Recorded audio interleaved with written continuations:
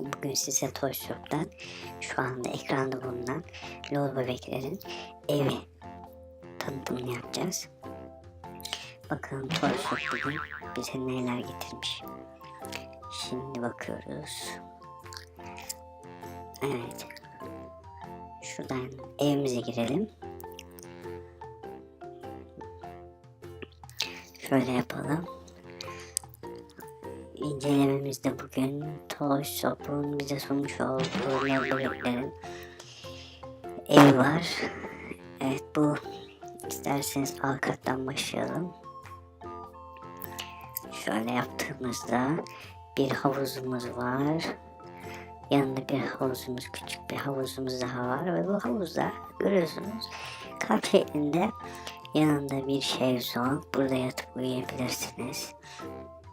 İçeride ise bir kanepe ve burada mutfak var. Evet, bu mutfak çok güzel bir mutfak, görüyorsunuz. Yanında bir buzdolabı. Daha sonra üst katta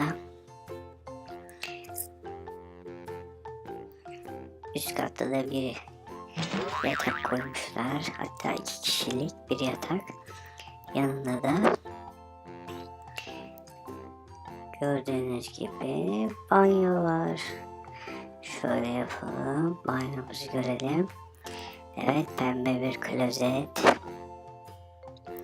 Ve L.O.L bebeklerimizin resimleri var burada da. Buradan merdivenden çıkıyoruz. Evet, burada da makyaj malzemeleri odası. Daha sonra burada da balkonumuz mevcut. İkinci evimizin resmini görelim. Daha sonra havuzdaki L.O.L bebeklerimizi inceleyelim. Evet, gördüğünüz gibi çok mutlular. Harika eğleniyorlar. Gördüğünüz gibi burada mutfakta kek, pasta yapılmış. Onları yiyorlar. Yerde kolalar. Evet, gözlere bakar mısınız ne kadar tatlı. Diğer resmimize bakalım. Bu da odada oturan L.O.L bebeklerimiz burada. Evet. Burada da oyuncağımızın tümü var. Bütün L.O.L bebekler şu anda evin içerisinde. Hatta şurada banyo yapan bir L.O.L bebek var. Makyaj yapan L.O.L bebeklerimiz. Bakın burada. Oo, bebiş L.O.L bebekler bile burada. Harika.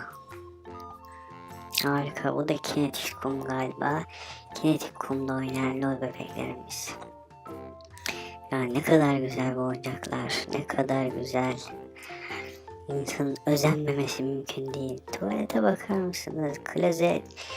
Pembe. Harika. Evet.